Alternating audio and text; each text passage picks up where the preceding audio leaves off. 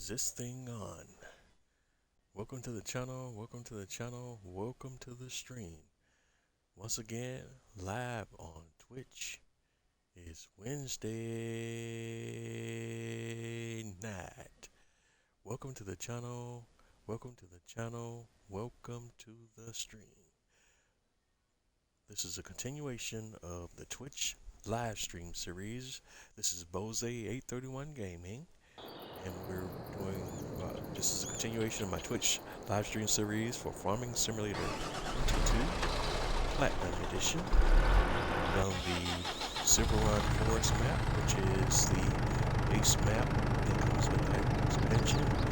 And welcome everyone tonight. Thank you for your time.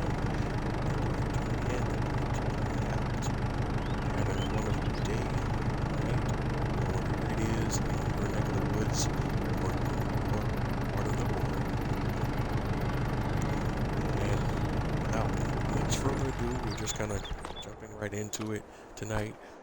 Again, this is one of those nights where I have not done any prep before jumping into this episode, so I'm literally coming in a little bit blind. I don't recall where we left off on the last episode, but I'm assuming, or at least making the inference, that we were in the process of tending to our animals. So just going to start there by checking on the status of our animals to see where we're at there, if there's any other tasks we need to do as far as that's concerned before we proceed.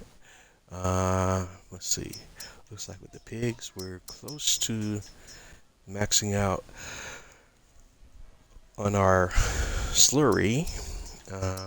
Not there yet, though. I don't think we want to do anything with them until the slurry is maxed out, because that way it would definitely kind of justify leasing the vehicles, or at least equipment that you need once instead of multiple times, and just save a little bit of money in that regard. Over on the cowshed side of things, we have already sold the slurry there. I think we did that last episode. We're getting close on the milk for one set of our cows. The other cows, not quite as close. On that one, I may have to play it by ear a little bit more, and we may have to do two separate leases in that particular scenario, because as you can see, one pen is much closer to the max than the other one is, and we'll be losing money if we wait and sit and wait for the other one to catch up in that scenario, I think. So that one's a little bit different than the pig situation, because both of the pig pens are much closer, so we won't lose as much waiting on both of those to max before we lease the liquid container to move this slurry over to the BGA to be sold. But other than that, it looks like all of our other animal needs are met at this point in time. Excuse me. So the next thing we want to check on is where we're at with our production chains. Looks like right off the bat, we can kind of drop off a few, at least a pallet or so of metal to our barrel factory and furniture factory. So let's start there. Let's go grab our TLX 2020, the box it trailer attached.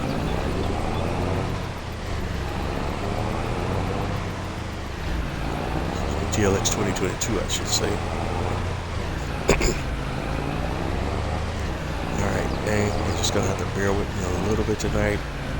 I'm not completely under the weather, but I am feeling a little not 100% today. I'm still gonna push through and make it work. But that's how we have to do sometimes. Alright, so our next stop kind of helps. We actually pick up the metal before we head out, doesn't it? So let's back up, and we'll start at that point. Kind of getting ahead of myself there. Alright, so let's open up, and got a trailer into place here. And just to be safe, we're going to grab 2 pallets very much probably overkill, but it'll be safe and come up short. Actually, though, we have a pallet here that we accidentally took partial of, and I want to move that out of the way because that's just gonna mess with me. All right, there. See, that one's already filled in, and then we just grab one more, and that'll be my 2. Boom, and we already got another one popping into place. So we can close it up and head on over to our barrel factory and drop off these pallets of metal, and let's see how we come out.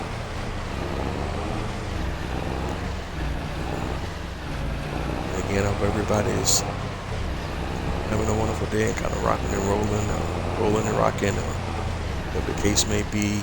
And if you're not having your best day like I have today, because you're not feeling like operating at optimal levels, that's okay too. Sometimes you just gotta push through. Sometimes you can't. You just gotta get down and get your rest. I'm in the push through mode today. Still kind of trying to wrap it up a little bit. All right, so we did get it all the way down to 898. So it's not bad.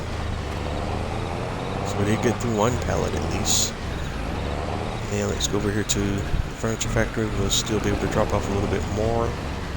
We still probably won't get through the entire second pallet there. Let's see. Not much at all. There we go, got it down to 681. Still not horrible. Would have liked to have finished them off completely, but we'll take it. We just sell whatever we have left over at the sale point. Will be done there. 681 liters. We got the sale. So we'll go do that real quickly. Make a little bit of money in the process.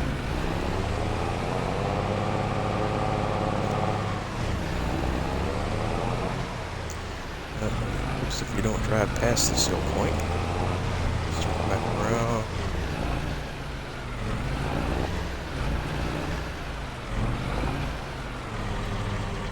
And sale $2,636. Not bad for what we had left over. And let's see what next we might have on the agenda. So metals filled, long planks here. Long planks are good. Planks could probably stand a little bit. Yeah, planks here as well. So we definitely can resupply some planks. Long planks there is solid. Long planks there is solid. Long planks there is solid, although we still might top them off. Long planks there. Long planks there. Yeah, we'll grab a few long plank pallets and top them off. Alright, the old sawmill is just about run through all of the wood that we had in storage there, so we're soon gonna have to purchase some land so we can do some more forestry and woodwork there and get the old sawmill back resupplied. Gotta definitely look at doing that. On the metal side of things, we're about maxed out on metal, but we saw that already. We got iron ore supplied there, so we're good there. Spinneries look good with the wool. Nothing, no issues there at this point in time. No present bottlenecks with your egg shipping. Those are going to do what they do. Those work automatically. In the biogas, we got manure and slurry productions going and activated. Once we run out of supplies, we'll have to turn them off, of course, switch them off. But they're active now because we have both slurry and manure that are processing and being sold automatically at this point in time. Process into electric charge, methane, and digestate. You can see the numbers there. We got 4,298 liters of electric charge, 23 liters of methane, and 1,445 liters of digestate. And that's being sold automatically and turned into profit right away. So going back to the production chains, we do need to check on one other production chain that's not on this list, and that's over to our boat shop, which we haven't checked on in a while, our boat yard. And what do we need over here? We're still holding for floor tiles, of which we need 2,770 liters. So we can definitely go use that. So let's go to the floor tile manufacturer and see what we're looking like on stock, because we need at least three pallets there to address that situation.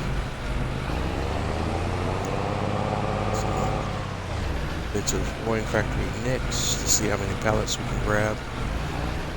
Floor tiles, and we got 4 available. We only need 3 of the 4, so let's open up and go handle that right now. That's one.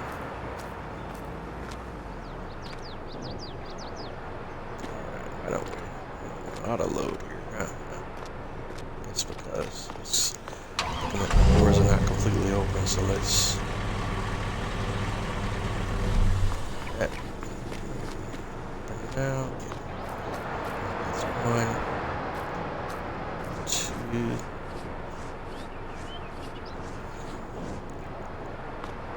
and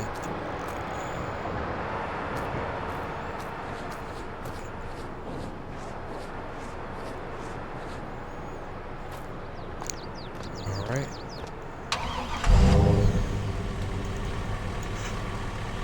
Alright, so we got 3 pallets of floor tiles. Rocking and rolling. Get it back over to the boat yard.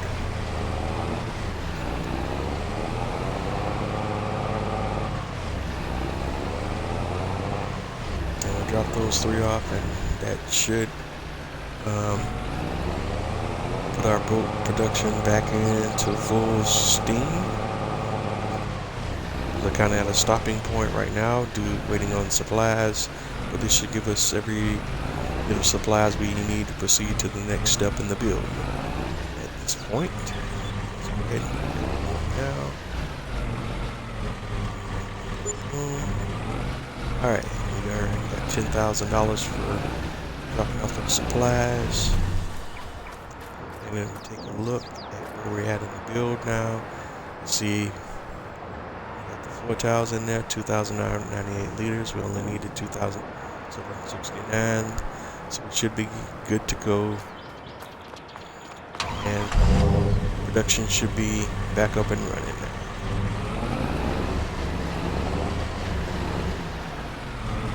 And you can see it real time here as you kind of take a look in here in the boat yard and where we're at in the build. You can visibly see the boats coming along nicely. Alright. And we did say we were gonna also we're quickly gonna top off planks and long planks. So let's go ahead and do that real quick. Let's just grab full load of each. We'll start with the standard planks because they're free by golly. So we'll do half a load. 10 is a full load. We'll do half by that, and then we'll come back and do long planks.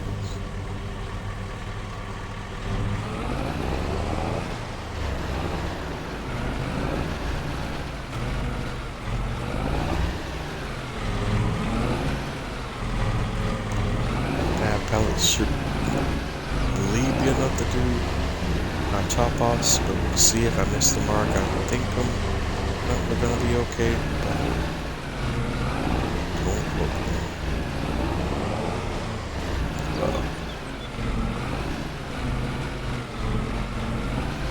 Alright, well right now we'll just back up and put the pallets that we need.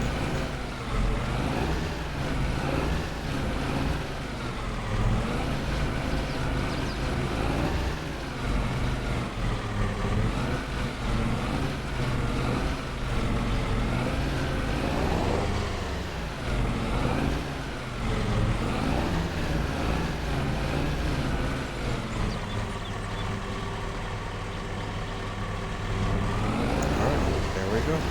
Let's set up.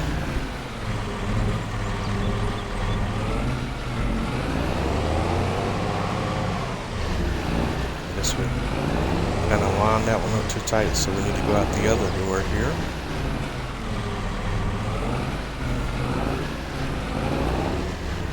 We headed over to our productions, and we're just going to hit them one by one. All the ones that use flames, at least.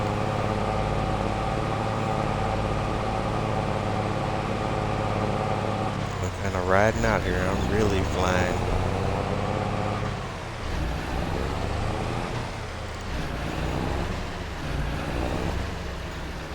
Alright, so let's see again. Going to the production menu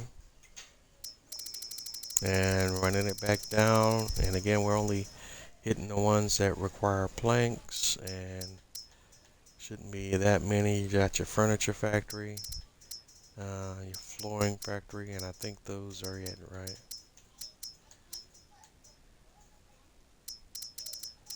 Flooring, furniture. Yeah, we're just flooring and furniture factory, right? Yeah. So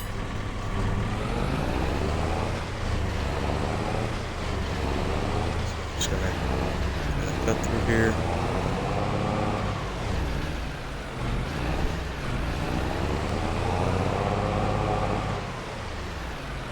There's your furniture factory. Let's go drop them off. Alright. Got through a decent amount there. Still got 22,784 liters to get rid of. I don't think the flooring factory is going to grab all of that, but we'll see how far we get.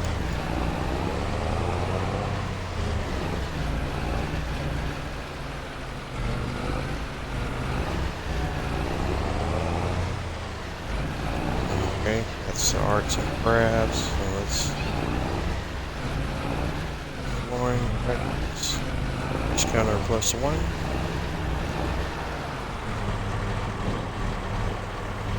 Alright, we got all the way down to the last 408 liters, so that's not bad at all. We were able to get rid of most of our supplies there. So we only got a 408 liters that we can sell back.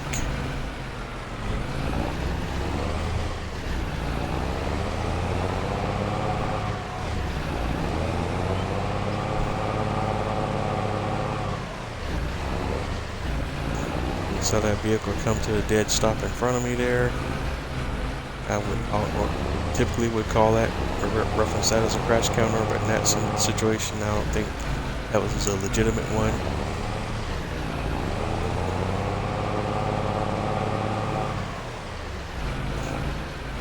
That's a little quirky game mechanic thing there. And then once again, I missed my turn, and we got to go back over here. Go to the sell point, sell our overstock or oversupply.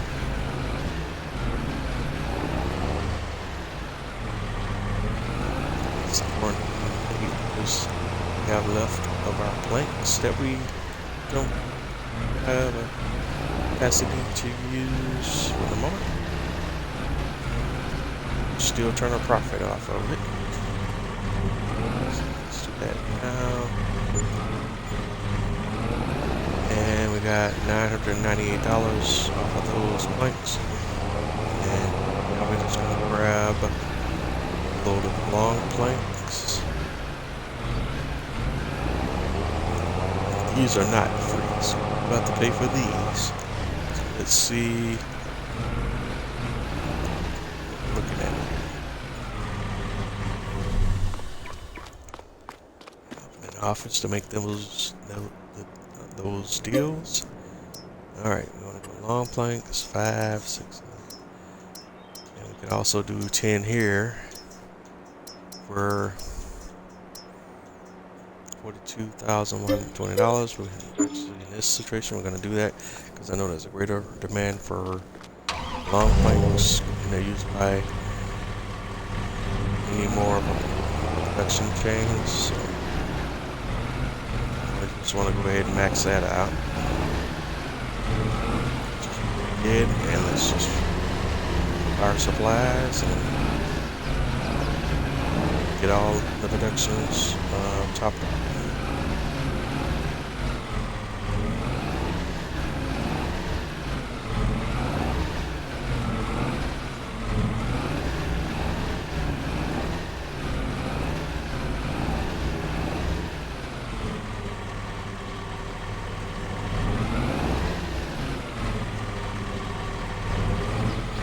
Alright, truck's fully loaded, so we're gonna have to come back to get the rest of the supplies. I'm gonna start with our 7,000 liters of long planks.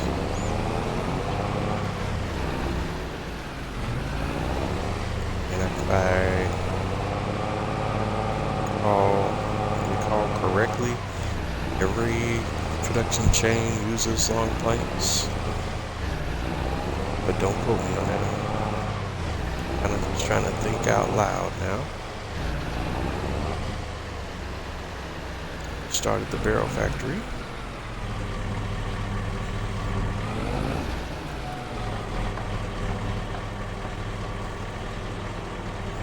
Alright, got long planks there. And then one next stop is shingle factory. Drop off supplies here.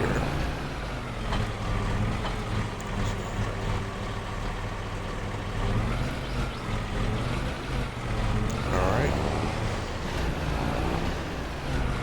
I'll turn around here. Crash counter plus 2 or 3. Only got into the tree there.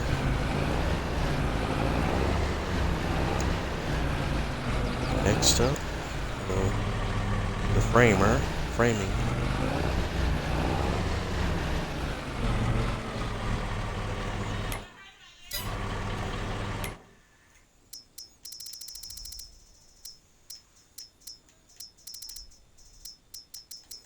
Or I should say that's framing, that's the art accessories factory, I think. Yeah. Alright, so heading out. Stop is furniture factory.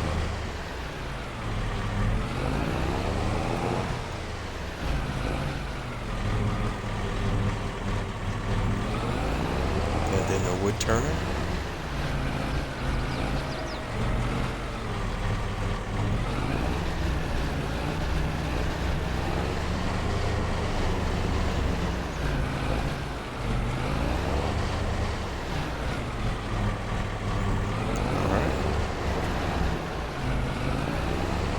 And then next up we have the pet accessories factory.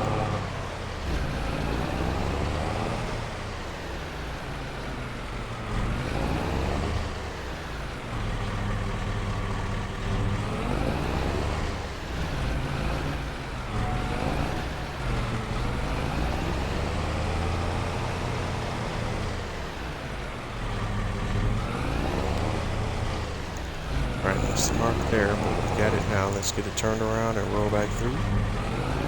It's a pet supplies factory. Alright.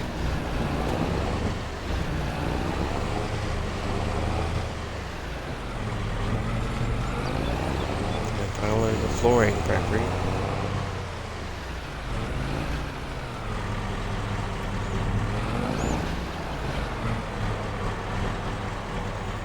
Okay. That's pretty good.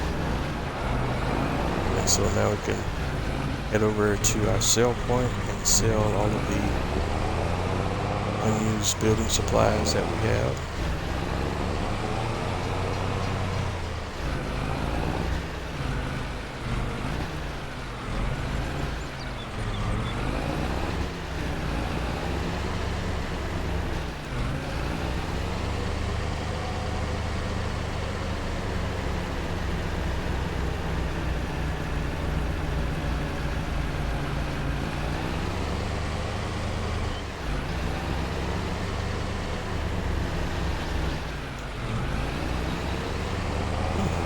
struggling with my driving today a little bit there.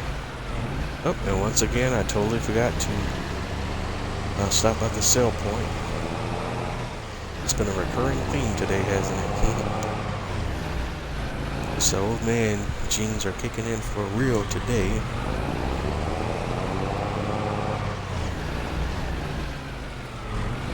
Alright, so here we are. Sell. What we have. Overstock. It's $2,905, so $3,000 effectively. It's a good deal. And all of our productions are now supplied and for the most part overstocked.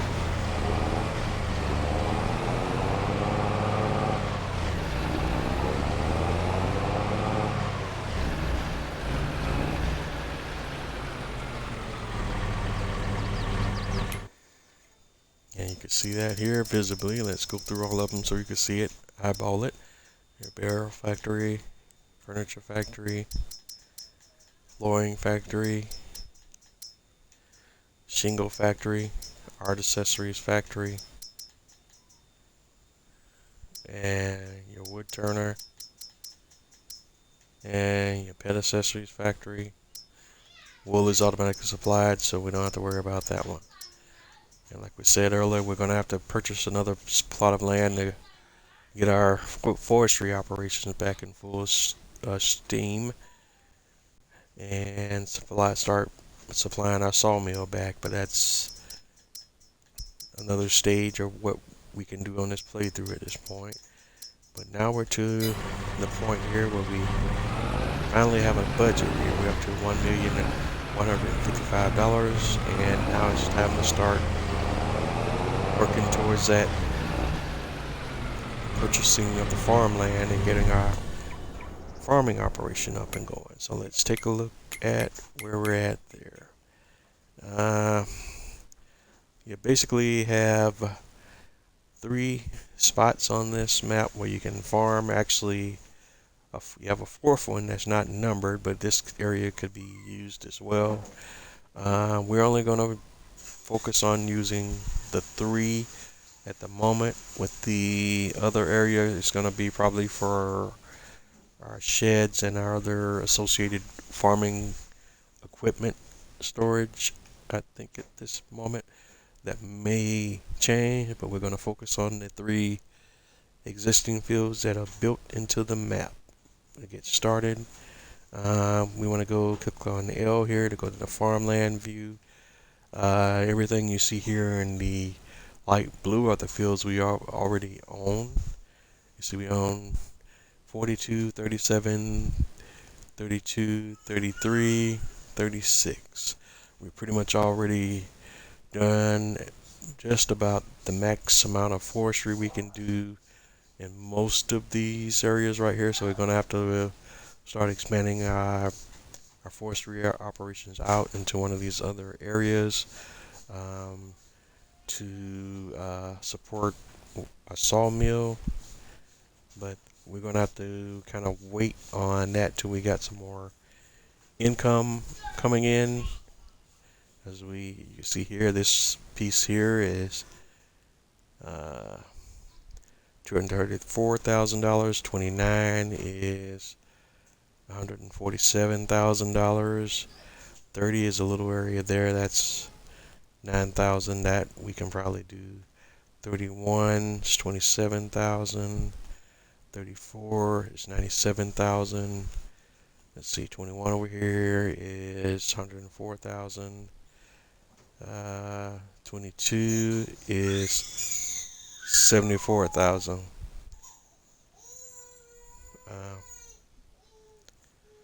Alright, and we also got this little area over here, 40, but there's not many trees there, so I'm not messing with that. That's 20,000. So we're looking at the farmland areas first. There's 39, which is $92,000. 27, which is $132,000, and then finally 26, which is $115,000. So, and again, we already own 41, or do we? Wait a minute, do we own? I thought we don't own 41. I'm confused here. Yeah, we own 41 already. That was throwing me off there. All right, so let's start with. Want to go buy all three of them? Let's see. What's our budget again? 1,155,000. Yeah, we're gonna go ahead and buy all three. We got enough money now, and then when we have to come back and do loans to do what we need to do from that point going forward, we will. But first, let's check a couple other things before we fully commit here. I'm gonna hop off of farmland view and go back to a map overview. Do we have crops down on any of these fields? On 3, we have what are we looking at here? Is that sorghum or potatoes? I'm not exactly sure. Let's kind of see if we can kind of come over here and where's 3 at? 3 is over here. Let's see if we got, and kind of hop over there and take a peek at what we got going on. Let's physically see what it is, because I can't. That's sometimes the color indicators kind of mess with my eyes there, so I don't always know that. So that's sorghum. So that's oh yeah. So that's a little brown, but it kind of blends in to my eye with the barley and the potato colors. So they're fairly close. So I get them mixed up sometimes. Even oat can you kind of throw in that group because they're just different shades of brown. All right, so we got sorghum going on 3, so we got a crop there. The other 2 don't have any crops at this point in time. And if we go in, we take a peek at the crop calendar. Let's see, where's sorghum at in the cycle of things? We're coming up on a harvest situation with the sorghum. So, since such is the case, I may not do some of the other activities with that field until after we've completed at least one harvest on that before we plow everything down and just reset the field for precision farming. Because one of the issues you have with these default fields is they're not set up for precision farming. So in order to kind of reset the field for the purpose of precision farming, which we do have enabled, in order to get the right setup for your best yields, you basically have to reset the field by plowing it and starting over from scratch. Plowing everything out, plowing everything up, and then planting whatever crops you want to do, and going forward from there. So that way you don't have any issues with your major issues with your crop yield. But again, I haven't been playing Farming Simulator as much as I used to, so I'm actually probably a little bit rusty on farming, so it's kind of going to be a little trial and error for a little bit until I get my memory back refreshed on certain things as far as precision farming is concerned, because while precision farming definitely adds to the realism in the game, it's still a very quirky process till you get the hang of things, and even then there's still some little quirks to precision farming that can kind of get you twisted up, so to speak, in what it is you're trying to accomplish. We're going to go ahead right now. We're going to purchase all of the farm fields. So we're going to start with 39. That's again $92,876. We're going to buy that land. 27 is the most expensive one, I think. It's $132,000. We're going to go ahead and grab that one too. Buy. And then the sorghum crop field, which is just about ready to harvest, and that's probably where we're going to start. We're going to go ahead and plow up 39 and 27, but we're not going to do anything with them. I don't think for the moment. We still got to kind of look at and plan out what kind of crops we want to do. Because I think I talked about it before. We definitely want to plan out doing crops that, for the most part, support our livestock operations. That's going to be the most profitable way to go. So we'll start there. All right, let's go ahead and grab 26. That's $115,000. That puts our balance down to $814,245. All right, and sorghum's already growing. We're just gonna let that crop again finish growing and wait till we get to the harvest cycle before we reset or plow that field all the way out or down or however you want to phrase it. But we can go ahead and plow fields 1 and 2. Let's go over to our precision farming menu here so we can kind of get some information here on what we got going here. And again, I'm a little rusty on precision farming. I gotta remember here. I think the first thing we want to do, even before we plow, I'm trying to remember if we took the soil samples first, because that's essentially what enables the precision farming aspect of the game and gives you the information that you need as far as precision farming is concerned. So first of all, let's go ahead and do that. I think that's the first order of business. Let's go get our soil samples, but let's see here. Back to precision farming menu. Let's say if we click on the field, we can get the economic analysis information. We could either lease equipment and do our soil samples. I'm gonna show both practices here. Alright, so let's go to our shop menu. We want to do some leasing here, so let's go to, and again, bear with me here, it's been a little while since I've went through the entire process. I think it's under miscellaneous, because we need to get the equipment for doing our soil samples. Yeah. Alright, here we go. And we have a few options here. We have the standard equipment for base game precision farming, and that's we got the Isra Scout with $17,000. It's a mod, but I also have some other mods installed where we have color and range extension on the Scout so that you don't have to take so many field samples to get a field, especially to get the field covered, especially larger fields. In this case, we're dealing with smaller fields, so we don't have to do that necessarily, but they're all the same price. So I'm going to go ahead and grab one of the modded versions of the Scout. And here you got the M, the medium, the large, and the extra large, and the XX large. We're going to go with the medium because again, this map doesn't have any crazy large fields. We're going to go with the standard lease situation here. We'll go ahead and lease the Scout now. And we already got a tractor, so let's just go commandeer one of our tractors and go over to the shop, grab the Scout, and let's get to taking our samples.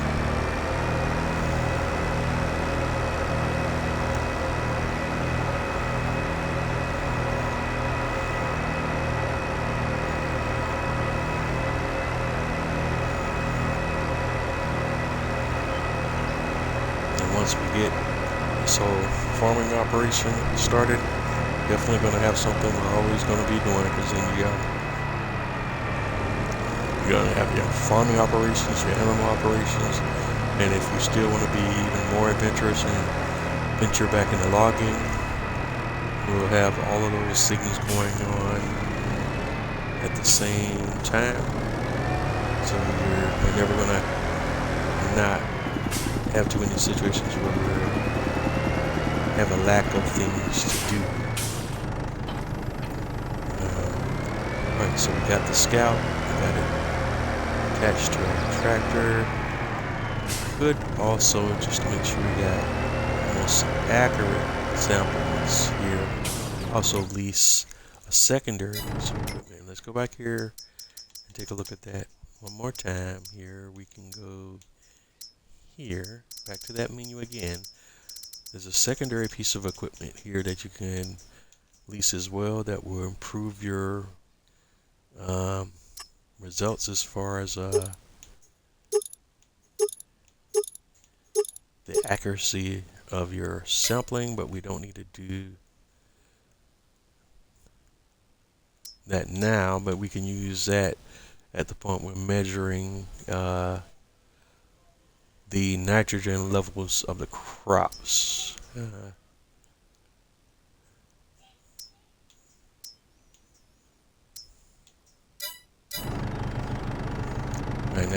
that'll come into play more when we're having to spray our fields and all of that good stuff.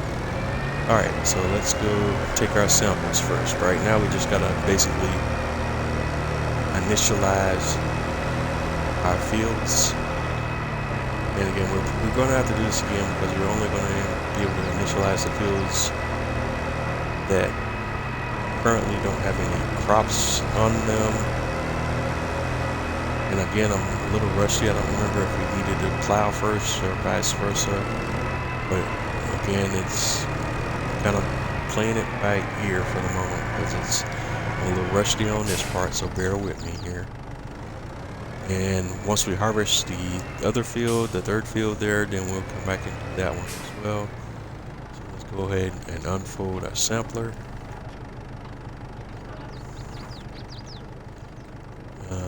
Lower the unit. And you can see over in the camera menu there to your lower left, you're looking at, you can only see it in the mini cam view and not in the expanded cam view, but you can see the green area there, the green circle shows how much area the sample is going to cover. Should be able to get this whole field here. Let me see if I can get a position where we don't waste too much space with our sample and get the best results as possible. So about right there. Alright, press X to take our first soil sample. Alright, and now we're gonna drive up to another area. Again, you can see circle kind of shows you for the most part your area that's covered with that sample. So I'm gonna take another one here. X, it's your second sample. And this is pretty much the process. We just have to cover the entire field. X, that's another sample. I just want to make sure we X.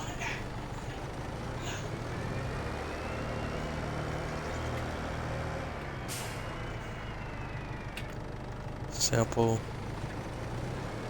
And we're just doing that for every section of the field, however many samples it takes.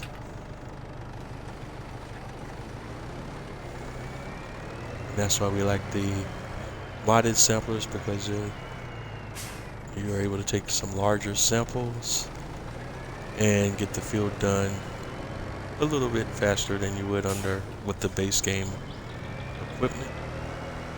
Alright, let's go.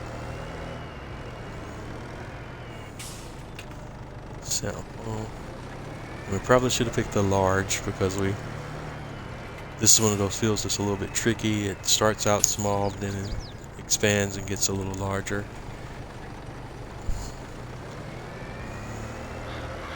Yep, we got it under control. Let's see if we can get that corner. There we go. Excellent. And now we're gonna see if we can ride the baseline here.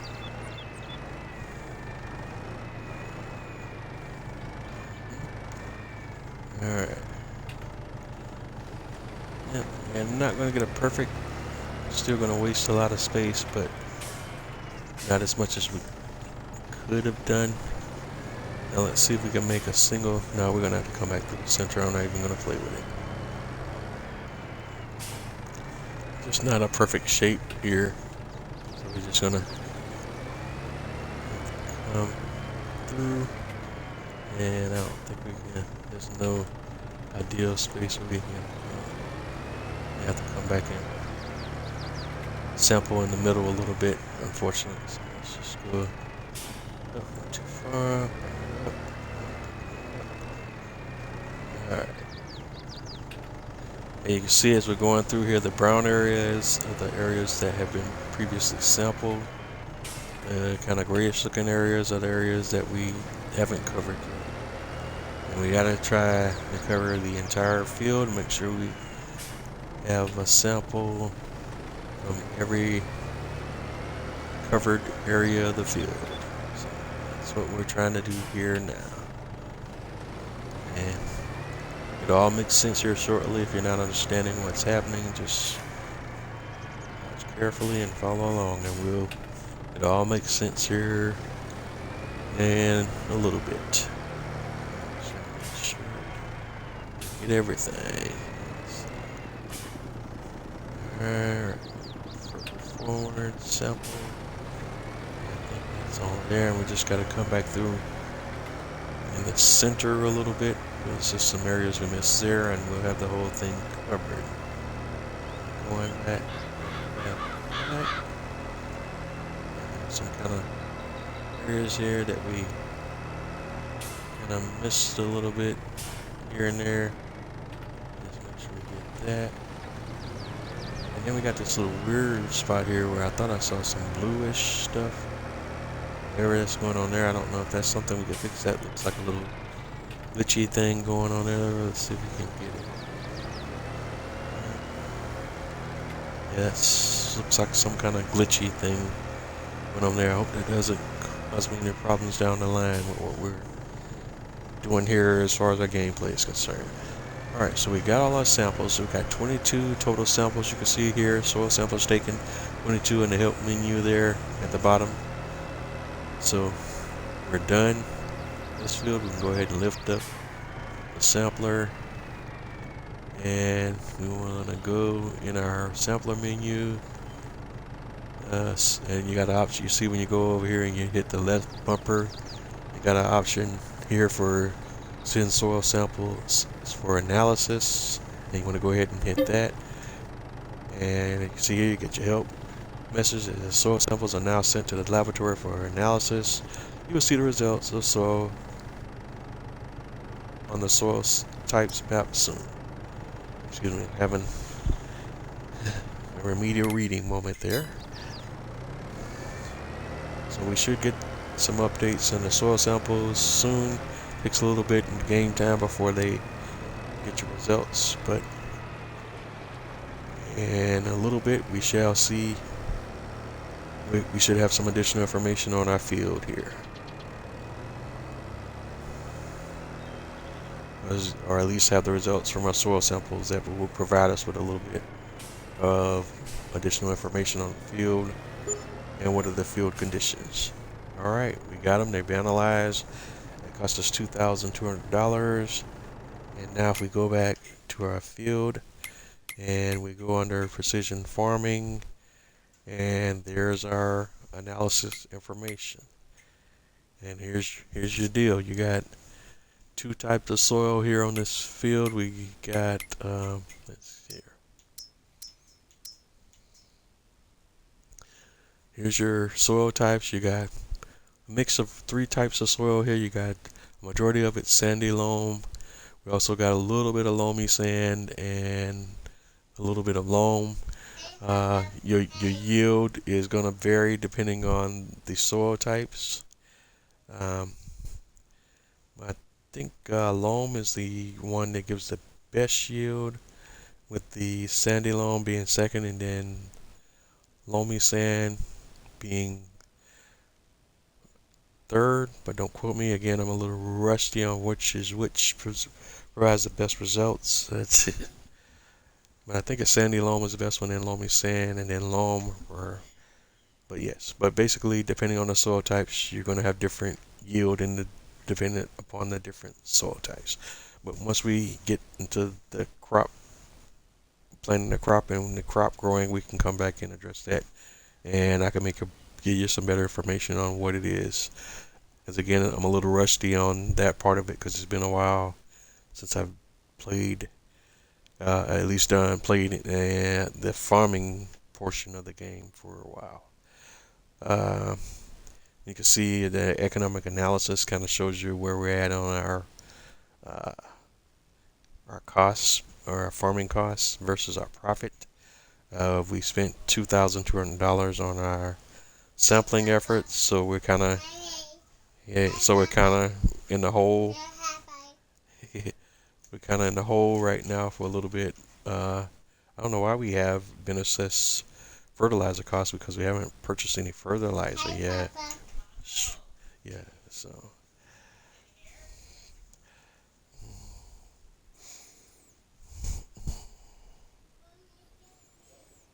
But we have, so we should only be at the 2,200 at this point. But we've been, it's just fertilizer costs magically, so that's a little bugged out there. If so, the $8,644 is a little bit off, but maybe the game automatically fertilized the field purchase prior to us purchasing it, and the owner assessed its fertilizer fees or costs or something to that nature. Alright, so we're already $8,644 in the hole according to our economic analysis on this field. This field is 3.38 hectares. I know in the US we use acres instead of hectares, but it works out about the same, to be honest. Alright, so there's your information on that field, and here you can see as you kind of flip through the screens, you can see our pH balance here, which as you get into the greens, those are your more optimal conditions as far as your pH balance goes. The better the pH, the better your crop yield, your nitrogen information. Still, same deal applies. You want to stay in the green as much as you can. Yield as well. We won't have any yield information because we don't have any crops planted yet. So that's where we're at there. Same for seed rate. We haven't planted anything, so you don't have a seed rate detail yet. We just basically just got your basic starting point with your soil analysis. Alright, so next up, again, we're on field 2. We're doing our soil samples.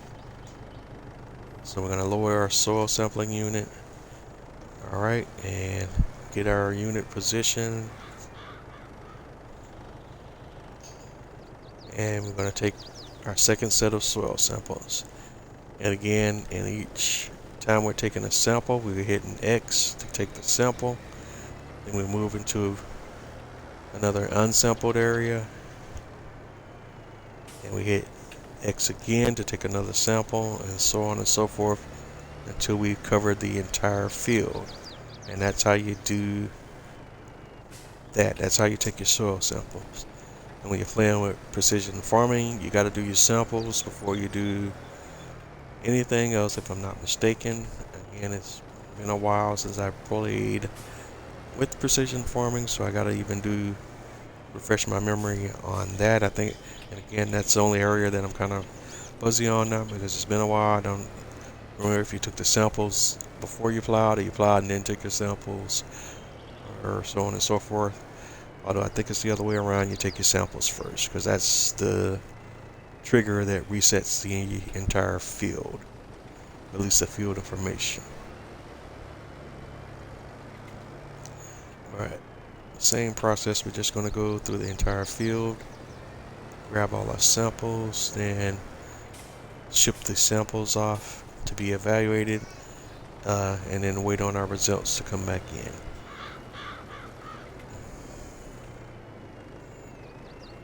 And again, we just kind of cover the entire field, get all your samples knocked out.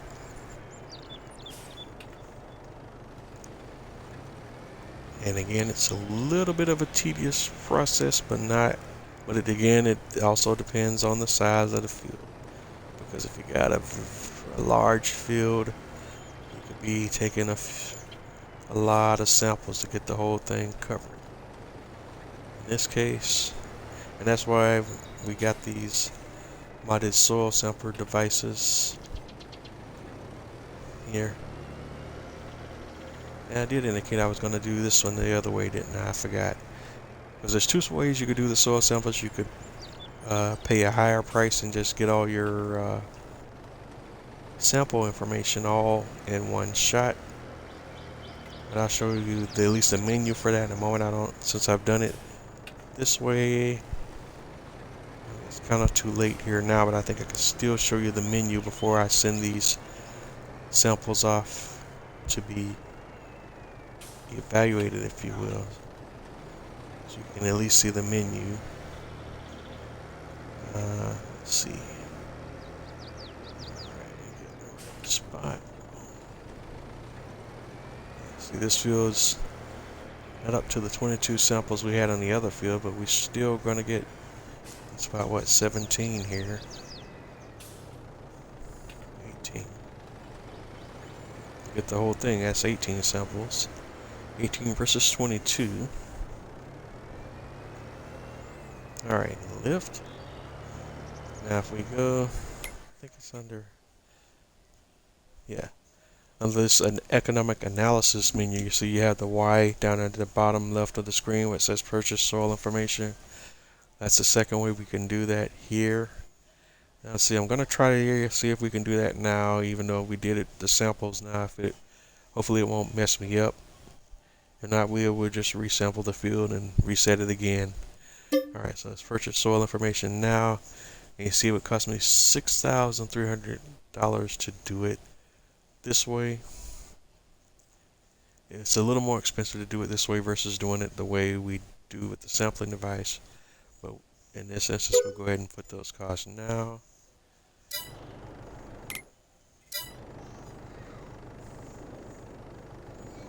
Soil samples analyzed, and let's see what kind of information we got. And we go back to our precision farming menu.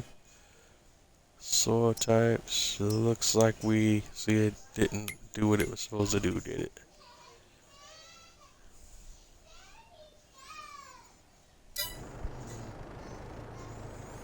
Yeah, see it messed it up. So we're gonna have to do it based on what we have from the device. Let's go ahead and do that now. But you got an idea of what that looks like and how that works. Alright, so from the device we got send soil samples for analysis. We hit that now. Boom. And we wait on our results.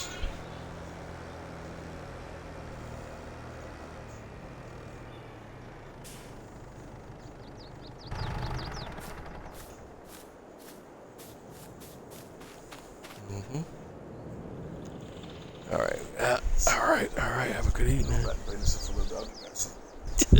Cool. Yeah. Okay. Alright, and we got the soil samples back, analyzed, $1,800 set back, in addition to the cost we already paid for our test there. So basically we're already $14,944 in the hole here for sampling costs, and we're not even factoring in leasing costs here yet. Or maybe that is what the mineral fertilizer numbers are there, is they're factoring in our leasing costs already. But in either case, we have loam and sandy loam on this field as compared to the other field that had majority sandy loam, and then you had loam and loamy sand. This one's just two types. You got loam and sandy loam, and it's pretty much an even split between the two on this field. Alright, but there you got a good idea of that whole thing. So we can return our leased equipment and proceed to the next stage here of our field initialization process. And Let's go to our leased items, and we have a miscellaneous, and we could return the Syria Scout. We don't need it at the moment. We do have to move on to the next phase of the process, and that's getting our field plowed and ready for whatever we're going to do next. So we're going to go over to our tools, and this time we're looking under a menu for plows. And let's see what we want to do here. Our tractors. We gotta look at our tractors here because I don't know what's the max horsepower on our tractors.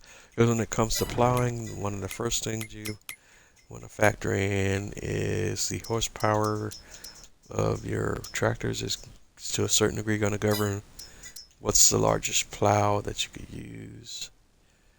We have a 183 horsepower tractor and 180 horsepower tractor, so we don't want to use a plow that exceeds our tractor's power rating. So with that in mind, let's go to our plows, and again we're in the 180 range, so definitely we can't use any of these big boys. Even the 69 MT is 320 horsepower. Kubota is 165, that's 220, 160. Alright, so looks like we're gonna go with the Kubota RM 3005V. That's as large as we can go. That's a 2.5 meter. That's 3.5 meters. 220. Yeah, 2.5 meters. 16,000. Actually, we won't do the Kubota. We will use the Agro Maz POV5XL. That's 2.5 meters for 16,000 versus the Kubota's 2.5 meters for 36,000. So that's definitely a bit of a savings there, and that fits within our horsepower rating. Our tractor 160 horsepower. So we will be leasing that plow, and we're headed back to the shop.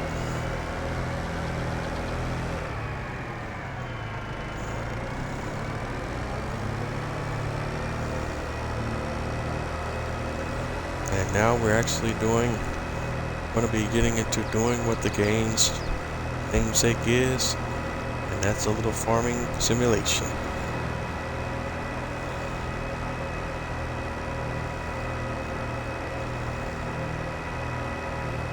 Game has always kind of involved farming, but also activities that are farming adjacent, such as logging, and even a little trucking farm thrown in there because there's a little bit of that, as well as your animal husbandry and so on and so forth.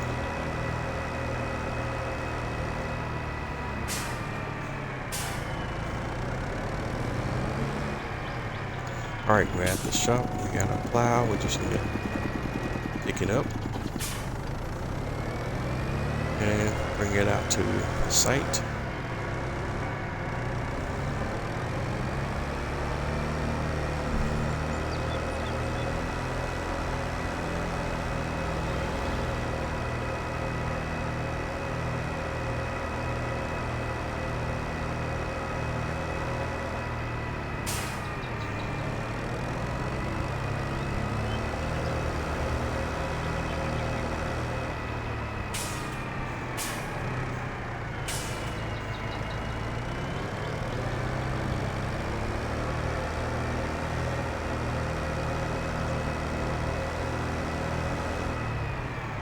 Alright, having a little brain malfunction moment again here.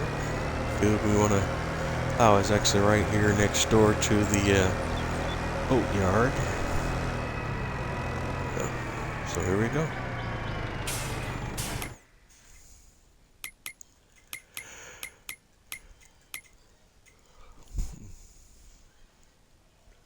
We're going to start with field 1, and we're going to go ahead and get it plowed up first. So let's get it onto position.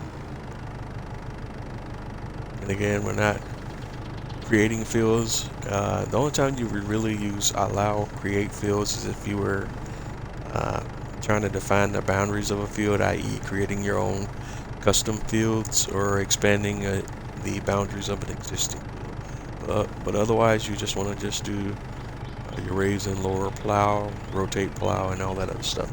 Create fields, set your field boundaries.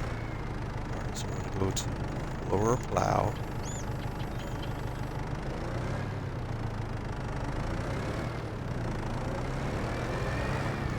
And there we go. We just kind of go from there.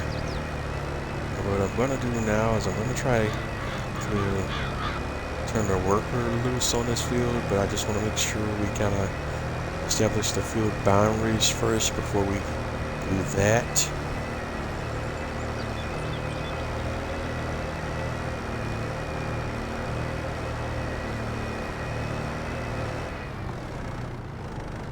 I just remembered.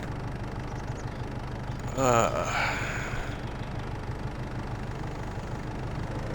forgot with precision farming, it actually penalizes you for plowing or using a certain type of plowing. The only time you really want to use this type of plow is when you're going to plant root crops.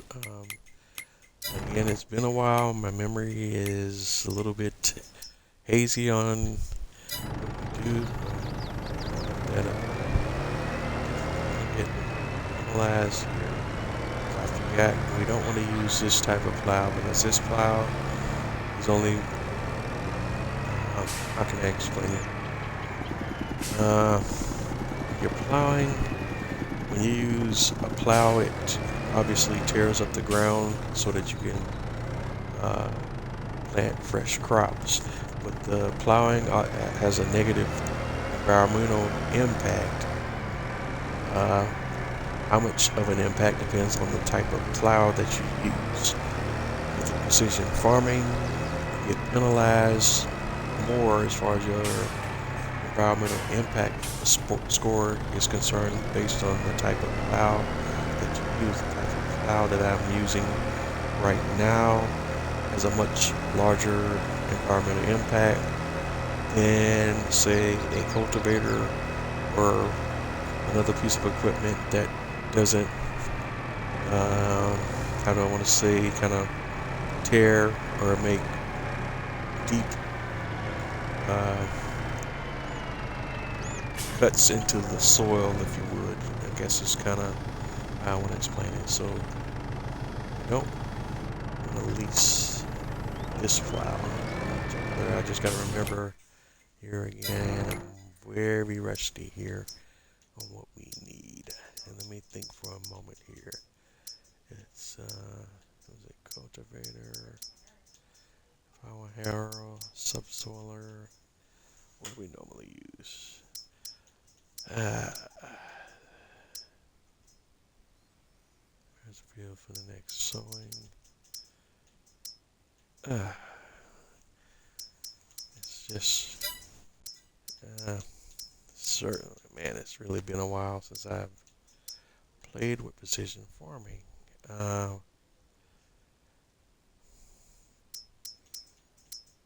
We have cedars straight across.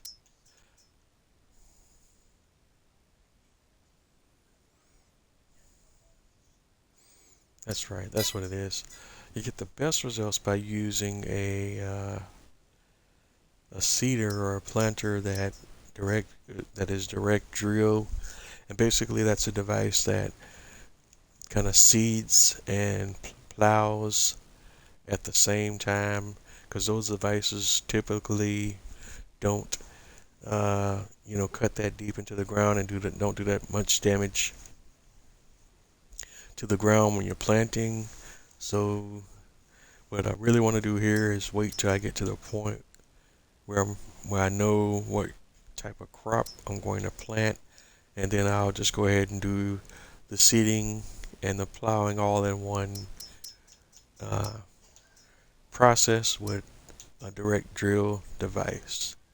And you're kind of limited on the type of planters or seeders you want to use in those particular scenarios. Here you can see, as we go through the shop menu here on your seeders, what some of those devices are. For here in this instance, you got the Pottinger TerraSim C6F is one of those devices that we could use. The Kuhn ES Pro 6000 RC, the Vaderstand Rapid A800S. Like this Limkin device doesn't direct drill. That one doesn't direct drill. No direct drill here. Alright, the Horsch Pronto 3DC does it. Is a direct drill device. The Pronto 6DC is a direct drill. The Horsch Avatar 12.25 SC. The Halls, I couldn't tell you. Terminator TH18 is. The John Deere No 1590 No-Till, which is a mod that I have installed. Definitely one of those devices that I'd really like. And here's a tandem configuration for the 1590 that covers twice as much area. When you got 4.5 meters versus a 9 meter spread. But those are direct drill. Another favorite of mine is this Kubota SD 3301 MP, which is a mod that we have installed, but part of my Kubota equipment pack. And I got some modded, also have modded versions of some of the base game seeders here that are direct drill. The Vaderstad Rapid A800 SBD, which is an offshoot here of the 800S that's part of the base game. And then we got a 800 SBD Multifruit mod. That's a modded version. Multifruit, as you can see here, the crop types here down in the bottom of the screen shows what the crop types that the seeder can do. The Multifruit does pretty much everything. Finally, we got the Seed Hawk here, which is also another direct drill. And then your mod, here's your, I also have some modded versions of the base game equipment installed as well that turns pretty much every plow into a direct drill device. Alright, so I guess the next thing I want to do here is we're going to go ahead and return this plow back in because we don't need that. So let me go back to my lease menu, lease items, plow. We can go ahead and return that bad boy back into the shop. And let's look here. We need to do some planning here. And for this, we need to go to my crop calendar menu and see where we're at and where, you know, what crops we have available to us based on where we're at, you know, at this point within the year. That's kind of govern, at least for the most part, what crops I want to get into, because it's going to cost me money depending on which crop I elect to choose in comparison to how much downtime we have before we'll be able to plant and start turning that crop around and making money off of my property. So I want to look, at least lean towards crops that will get us planting, farming, producing in the shortest time frame, so that we're not having that much down frame before we get that cycle going and we can start making money. So looking at our crop calendar here, the greens are when we have planting cycles for the particular crops. The orange is harvest season. Crops we want to focus on, again, because of our animals, are definitely uh, wheat, your grain crops, wheat, barley, oat, starting off, and they're your cheaper crops to getting started into as well. Sorghum as well. We're not doing grapes. We might want to look at doing grass because that could be a crop that's useful for my sheep. Not doing olives, poplar, or seed, or any of that stuff. No, definitely not doing cotton or sugar cane either. Nor are we doing potatoes and sugar beet at this point in time. Soybeans is a great high profit crop. Sunflowers is good, just not what we were doing now, I don't think. That's corn, equipment costs. Make some money doing corn, but you're gonna spend some money on equipment. Um, let's see. And I do remember this from my farming simulator, previous playthroughs on farming simulator. When you're feeding chickens, if you're going to grow your own chicken feed, the most economical to profit ratio crop to use for feeding the chickens is going to be barley. So barley would be a good starting point. Canola is the next most available crop that's going to come up first based on where we're at in the cycle, as we're in the tail end of July. If we decide to do barley, we won't be able to plant until September, so we would have to wait one more month. Same thing for wheat. So what are we going to do in this field? We're either going to do wheat or barley. Or do we just want to drop canola in just so we can get it rocking and then come back and look at... We've only got 3 fields here to work with on this map. Alright, TMR for the cows takes, what is TMR? My brain, I'm getting... TMR takes what?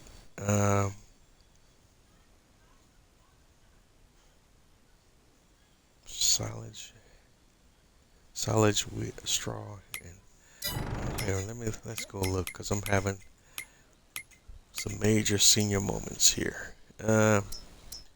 Animals.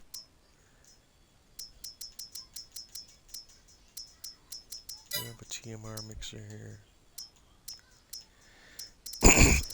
Excuse me. Alright, here we go. Yeah, straw, hay, which is from grass, but we could buy that. Silage, that's right. I think that's silage, yeah. Silage also kind of comes from grass. Excuse me. But also from the animals. You got straw. Straw is going to come from your grain crops. So we will need to think about doing a grass field at some point in some area of the field as well.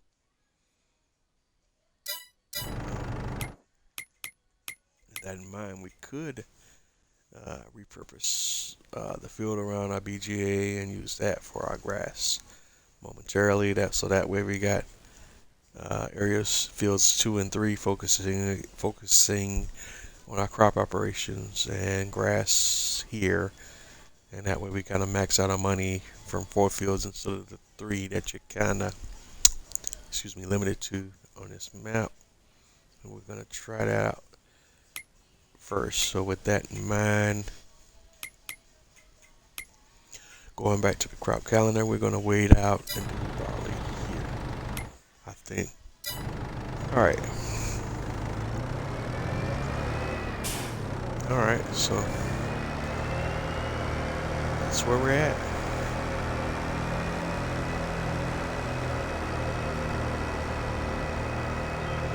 No planning just yet. But we definitely taking some samples.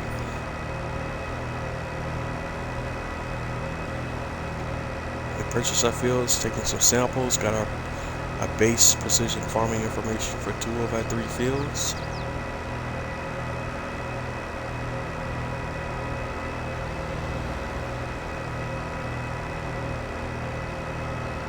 And that's all good stuff. As far as the get to that.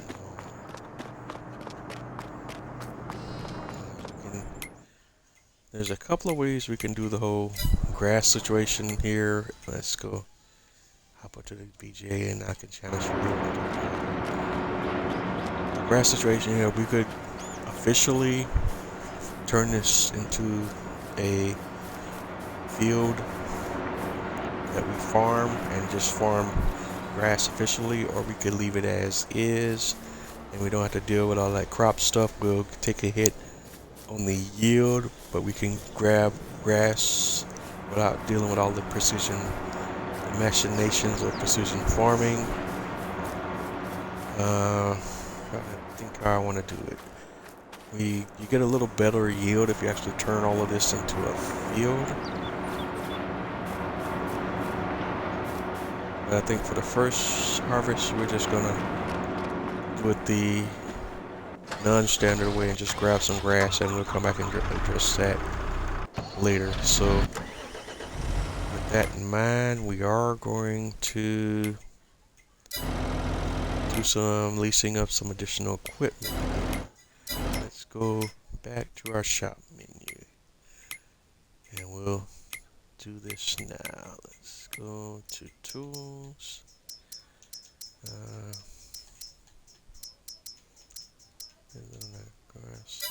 No, not on the grassland care, on the mowers. Now we're just gonna, in this situation, cut straight to the chase. We're gonna release a modded mower here. You can find this on the mod hub. This for this thing we're doing here. We're gonna do. Actually, we could also use some of the equipment from one of our paid DLCs as well, and to kind of show off some of that here. Let's see. Do we want to do one of those just for general purpose? 6.3 meters versus 6.2 meters. Actually, we will. All right, we're going to use the TM1410 from the Vermeer pack here. That's part of the DLCs for the Farming Simulator 22. So we'll go ahead and lease that now. I haven't played around with this more much in game, so we're going to be learning about this one real time. Let's go.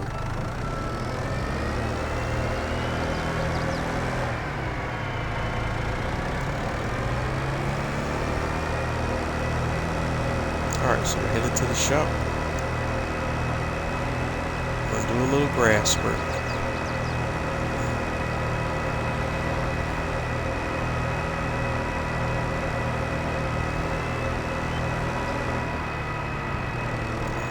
And kind of thinking out loud here, since the cow sheds have storage built into them, I'm thinking I could probably use those sheds for storage of the additional bale types, especially if it works like if the built-in storage allows you to store different bale types and not just straw, but hay, grass, or whatever else you need to be stored. We're definitely going to put that to the test here real time and see what it is, and whether we even need to purchase additional sheds, or we could just use the storage built into the cow sheds and even the pig barns for that, storing our bales. Because even though the pig sheds don't have that feature built into them, you still have areas where you can stick bales, bales for storage. You need to do that. So we'll we're just going to kind of utilize our dual purpose functionality of some of our buildings that we already have. All right, so we're at the spot. We're going to go ahead and unfold our mower and just get to the whole device in position, and we're going to start just cutting our grass, and we're just going to cut everything you see here, and then we'll come back and pick it up, bale it, and take it from there. And again, there's multiple ways you could do this. You could actually set up as a field, plant grass, do it that way. It's the official way to do it. Or you could do it this way. You're going to get some penalties on the yield, but you're still going to get grass, just not as much. And the way I'm doing it now, you won't get as much grass as if you do it the field way, but well, what I'll probably do is just show you both if we have time in the series, but we'll start here.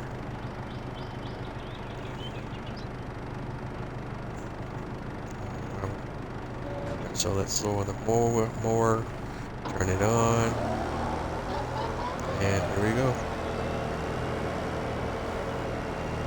We're just going to hit every blade of grass that you see in front of you.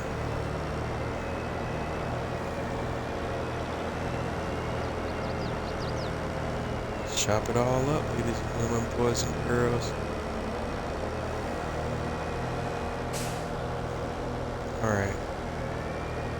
We're already experiencing some interesting results there. We got some areas that didn't want to cut. I have to come back to that.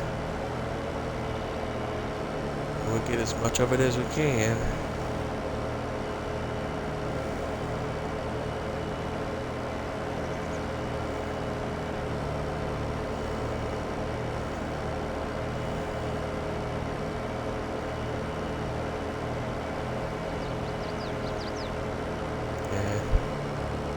Let's just see what our yields look like without going it the official way, and then we might, depending on what the numbers bear out, we might come back and do it the official way once we have an accurate assessment on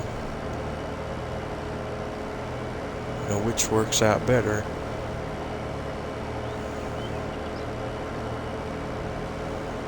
Let's see.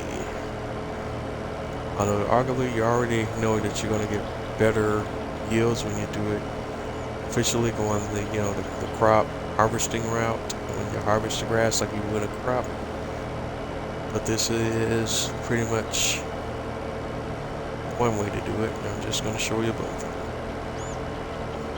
But definitely, if you had a situation where you had some fringe grass on your property around a crop, you could definitely cut the grass and still make money off the grass without actually owning the land, and that would be definitely a situation where you want to do what I'm doing now.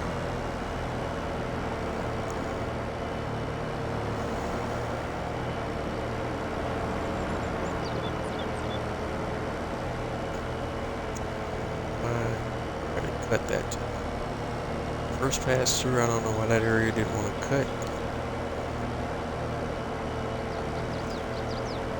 We're going to chop it up.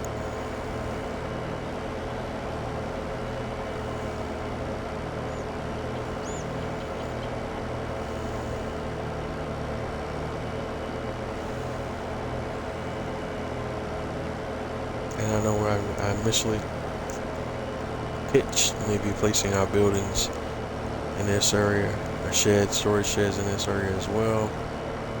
But we have some other spots here on our own land. We could also consider placing those buildings as well. So that's not etched in stone, just kind of pitching some ideas out there till I make up my mind on what it is I want to do.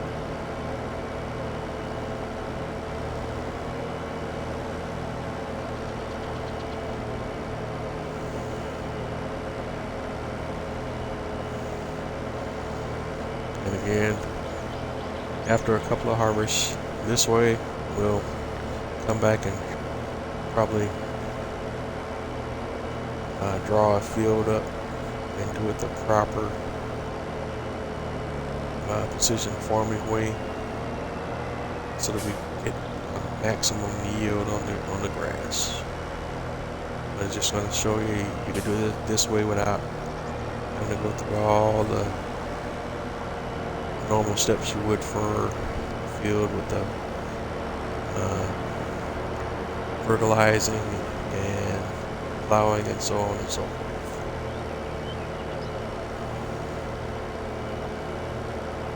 Got a field that's already naturally growing grass, you can just harvest that grass straight up. And again, you will have a yield penalty if you do it that way, but it's just a way that you can do it if you want to cut your costs. So you could only do that with grass fields.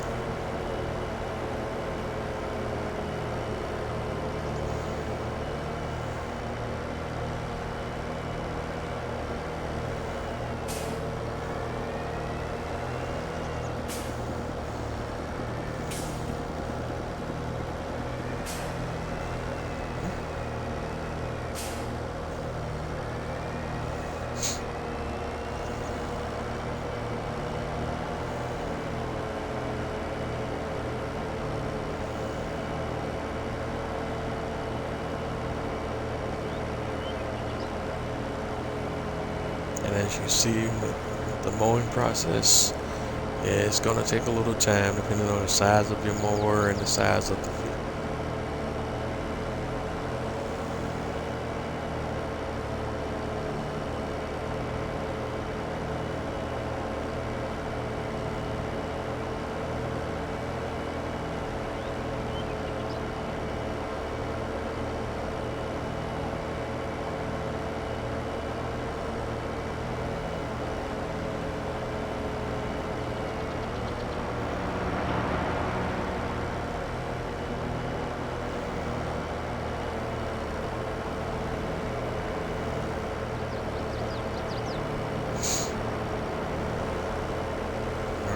Just getting to it, getting through it here. Curious though. I wonder, it's just on, let's see, if I hire an AI worker, what would it do? Yeah, because it's not officially drawn up as a field, he doesn't.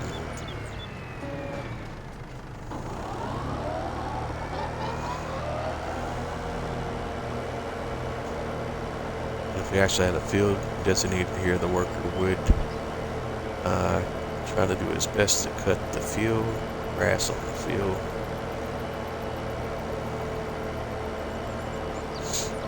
In this case, harvest the grass on the field.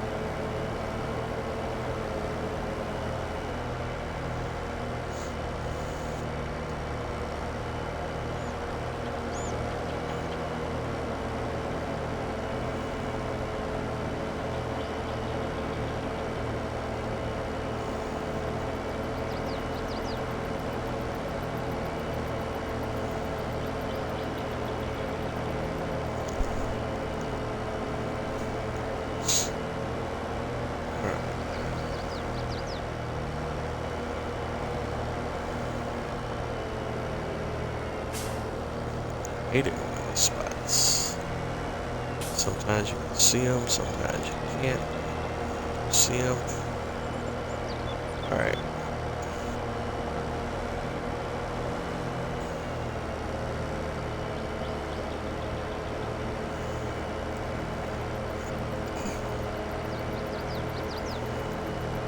Just gotta do a better job of lining up the tractor too here, so we don't have that many missed spots.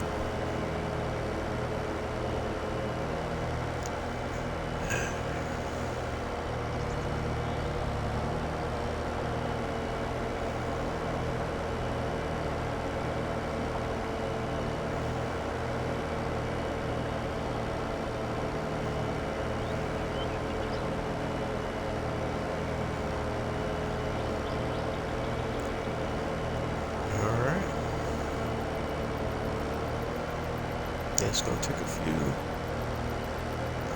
passes before we get the entire area cut.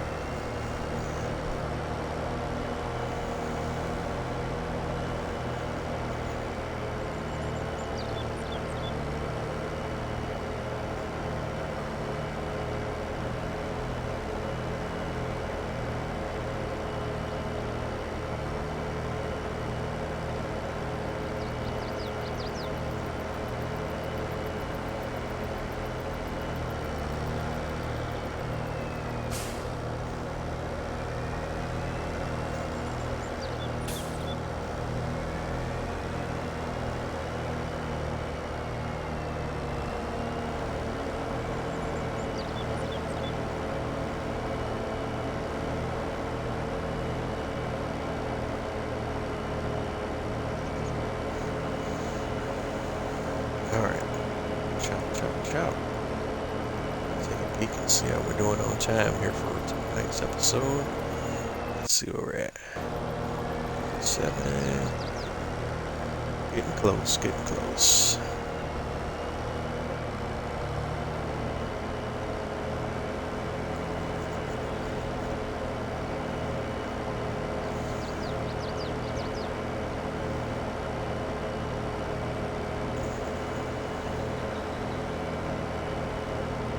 Once we get the grass out cut, then we're gonna come through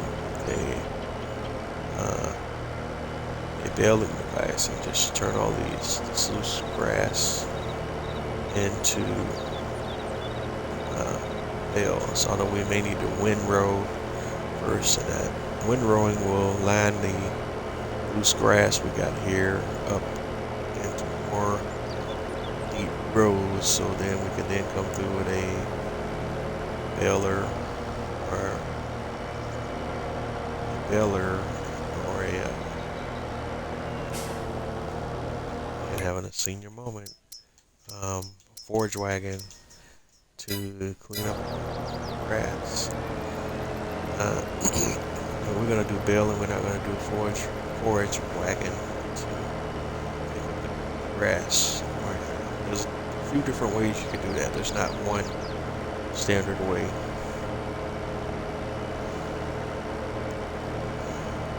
If you were to use a forage wagon to pick up the grass, then you could use that to feed your animals direct from the forage wagon, and then you won't have to deal with the baling necessarily.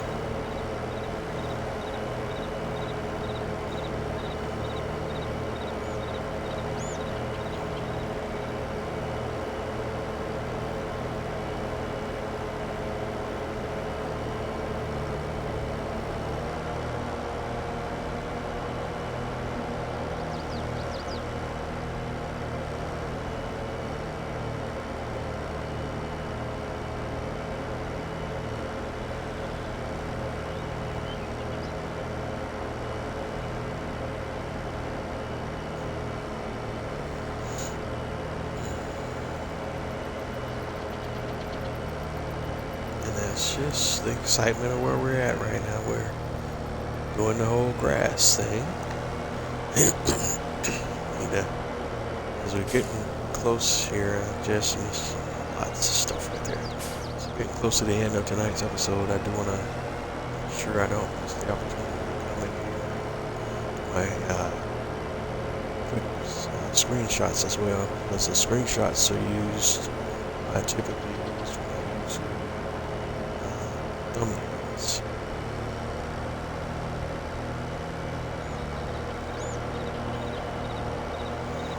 And for the most part, unless I run into some major issues within the episode where I got to come back and do some additional edits,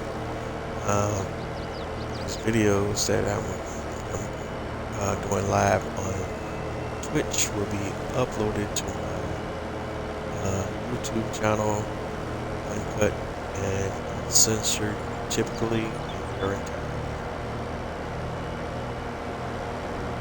And that also sometimes depends on if I didn't run into any issues during the live. We had like disconnects or other stuff that might put me in a position where I have to do some edits so that the uploaded episodes are at least a little cleaner. And because I'm still somewhat new to this, I'm doing this live using the TWIP applications for my Xbox Series, and not doing individually recorded custom videos. They're not going to be as clean and polished as some of those YouTubers or guys that are doing their own custom and edited videos. Not at that point yet in the process where I also have the equipment needed to to do that kind of work or that kind of videos at this point in the process.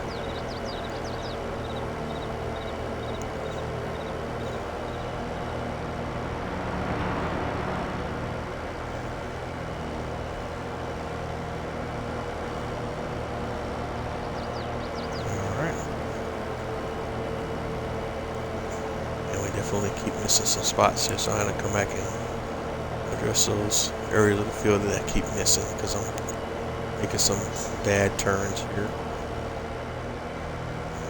Also, like I said, yeah, still a bit rusty on my farming.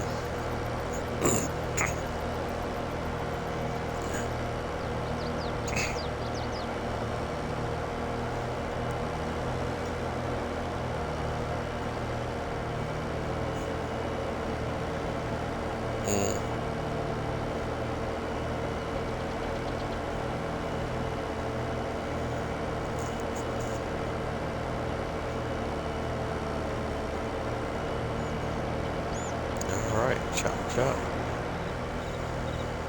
Still got quite a ways to go here before we finish this entire grass field. At least the mowing part of it, but then we're gonna have to come back,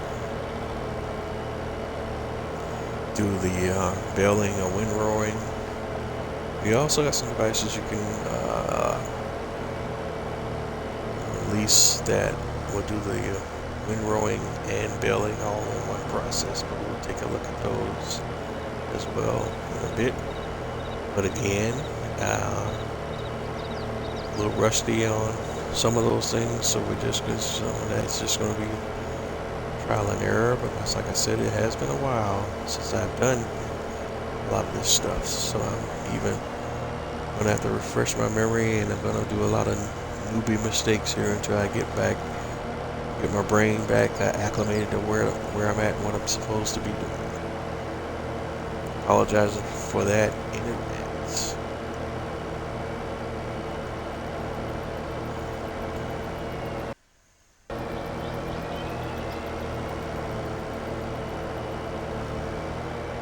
Alright, there's a train rolling through.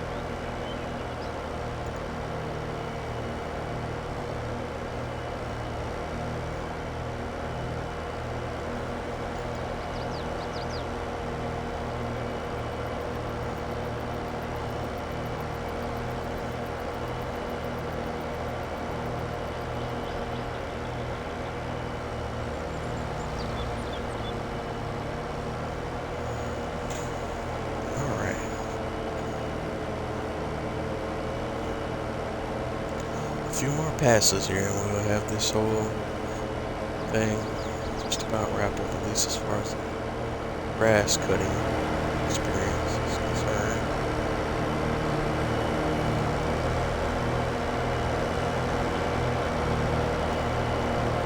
I guess that's the best way to describe it. It is an experience.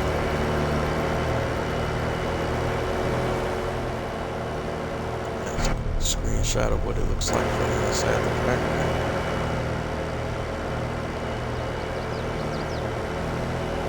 Not comfortable operating from that.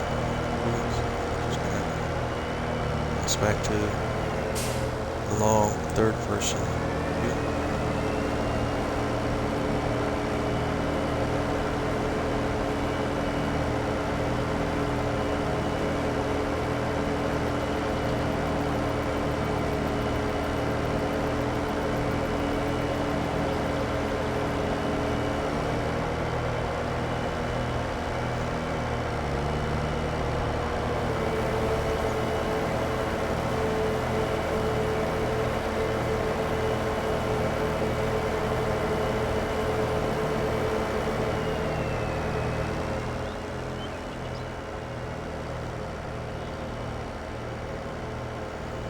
still really struggling with landing these shots up here. I keep missing some major area here.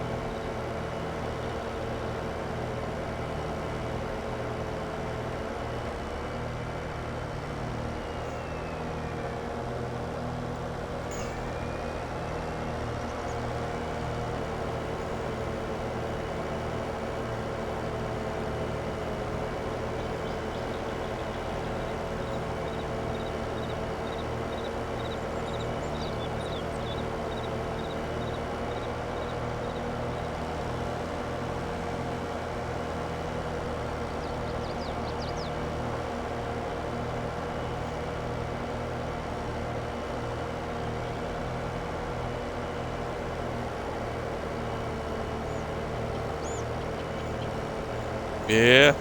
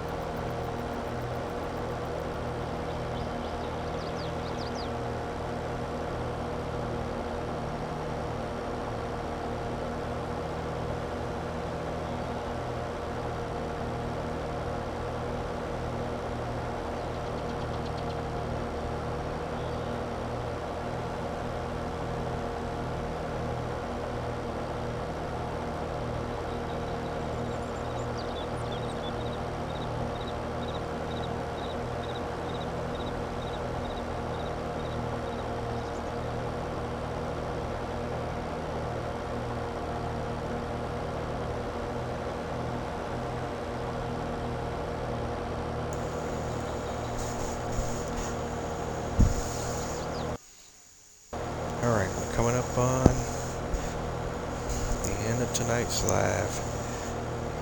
Go ahead and screenshot.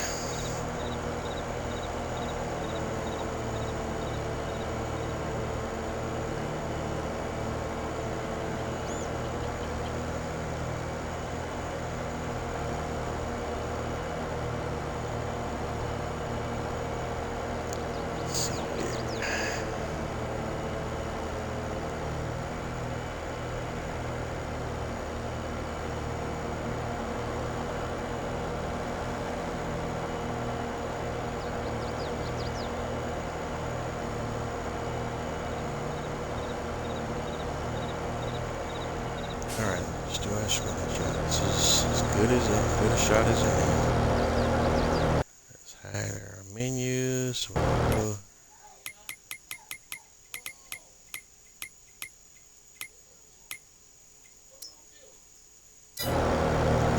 help windows off. Let's take the screenshots.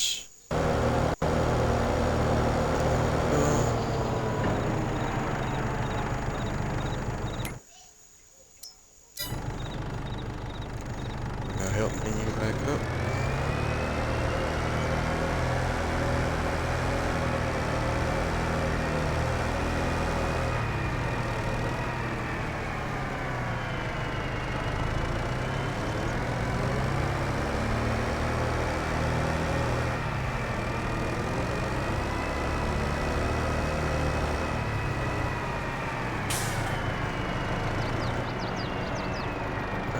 Photo more, we're done with that for now. We'll turn that back to the shop.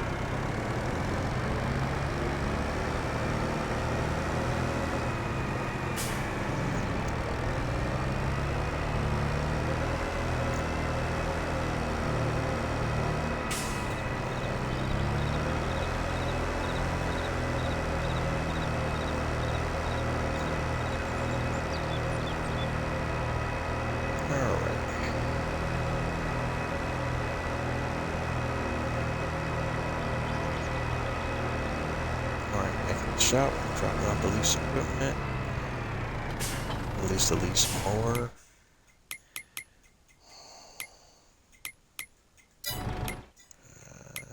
So we're going to go back to leased items, mowers, and we're checking the Vermeer TM 1410. Return. Alright. And now the next step in the process is our windrowing and mowing. And again, it's been a minute since I've done either of those processes, so this is a refresher situation for me as well. Not quite sure what we want to do here. I'll go back to the menu. I got some mods here that kind of make that process a little bit more simplified, but I haven't played around with them to see how everything kind of comes together. So let's see.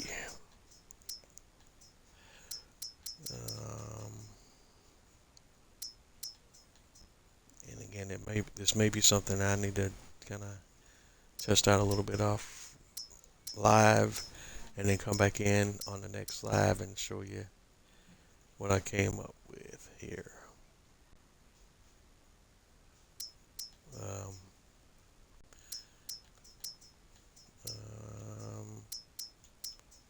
could do the quick bale. Oh, that's at least one. But the issue is going to be the windrowing first, because we want to definitely get the baling, but we need a windrow as well. But there's mods I have installed where we can do the windrowing and baling all in one process. I'm just a little out of practice with what does what and what's the most expedient way of doing it, I guess is the word we're looking at here.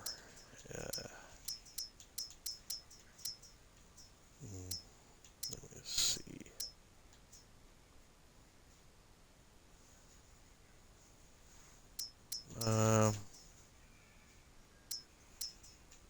Let's try. That's what we're doing, silage. We're not doing silage now.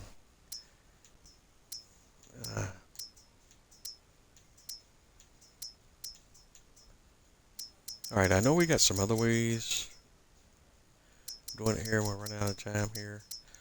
We're going to use the front windrower thing here. I think it is. I thought we had another one though. Thought I had another one. That might be it. I thought we had another mod.